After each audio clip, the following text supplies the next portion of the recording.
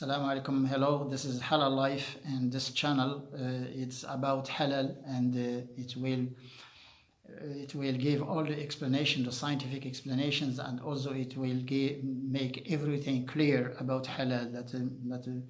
That's because now we are consuming a lot of food products. They call them food and packaged and processed foods, which are made of many ingredients. And with some ingredients could be from swine or processed from swine or from non-slaughtered animals or from any dirty material which is banned in our religion in Islam, that we cannot be Muslim and we eat everything, that we should check and we should ask about everything that we are eating and we are consuming, that it should be first halal. And we could see that there are a lot of people now in many countries, including American countries and European countries, also are seeking for halal restaurants and halal foods in the supermarkets or in the retail, so in general. And we could see also a lack of in this field of the food science, and also to some extent some nutrition. And all the people now are advising about nutrition or food science. They don't take an account in halal. They don't really talk about halal, and they don't say anything about halal. They are just advising people to eat meats or to eat a lot of things that now may exist, some like the extruded food now. And they don't tell them is it halal or not, but we should first ask about these things. They should be first halal, and then we can go to chemical composition and also to processing and to nature of this food. So now, before we used it to buy meats and fish and milk and a lot of items, and we could prepare our meals at home ourselves. So, but now we are eating some packaged food and processed and packaged foods, and we don't know the way is it prepared, and we don't know the ingredients from which it's made, and this is the big problem. And the problem is this, that the processed foods now, if you can now buy chewing gum, it's a simple thing that it's not doesn't give anything to your body.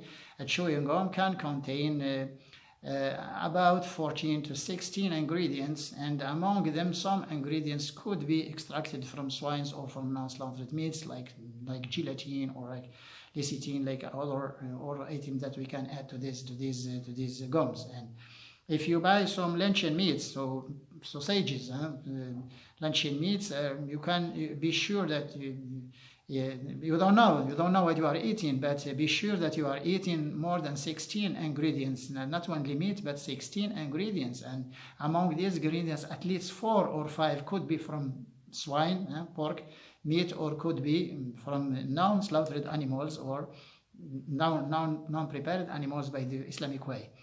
And or in many times that it can be also polluted or contaminated by some dirty materials which are banned in our Islam, like urines or like any other killed animals or blood or some a lot of them, that some enzymes and some glyceride, gelatin, lecithin, and the bones powder, and also fats, and for frying foods, and also for cooking, and a lot of things now are processed from non-halal foods. And people now should know everything about halal food, because they are now paying their money and some packaged food and processed food, and they should even on the label that you can read on these foods, that you will not find some halal or haram. You don't know. Sometimes they don't say if is it from the animal origin or insect origin or from vegetal origin or so on, or fish and so on. But not only non-slaughtered animals. We'll talk deeply about halal, because it's a big dossier. This is a big affair. It's a big task now to deal with, and we'll tell you about everything. That there was a lot of ingredients are extracted from swine. A lot, more than 60 ingredients are now extracted from swine feet, swine meat, swine bones, and so on. and other are also extracted from non-slaughtered animals. Some others may contain some alcohol or some drugs, and a lot of foods may contain also some compounds from insects or from bacteria. And these compounds from bacteria and from bacteria and also from insects, is it halal or haram? We don't know, but we will explain this scientifically, just to give. We cannot make a fatwa. We cannot. The fatwa should be issued from the Council of Fatwa in every country, but we are giving information, we are giving some data for these people to understand what halal means and how they can check if is it halal, or when they find a food and this food may contain some ingredient which is processed from non-halal item, that they should pay attention and they should not eat, so they should not consume these materials.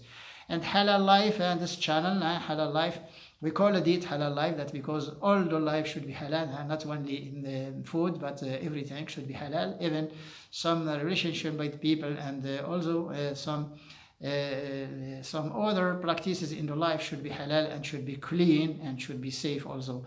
And so this is an introduction, a big introduction about this, to show you the objectives, the main objectives and the tasks also of this channel. And we will be with you at least 2 times a week, just to give you a maximum, to give you as much as possible data on this halal food.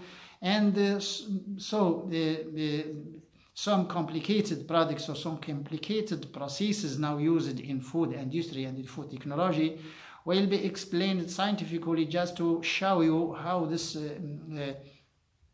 ingredients are made, or how the food, sometimes it's food. That's because now we are dealing with some laboratory now who want to produce meats, and so a lot of some types of proteins which they call meats, they are not meat. That meat is a special product that might come from animals, from living animals. But if you find something coming from a laboratory by the biotechnological processes, that you should call it that is not meat. It's not meat first, and it's a new product which might not exist in the nature. And then, so is it halal or haram? I don't know, but we will explain this, and we will examine these cases just to make a clear idea about them. And we should find the solution for the people, for they not be trapped, for they cannot be misled and to not eat non-halal foods.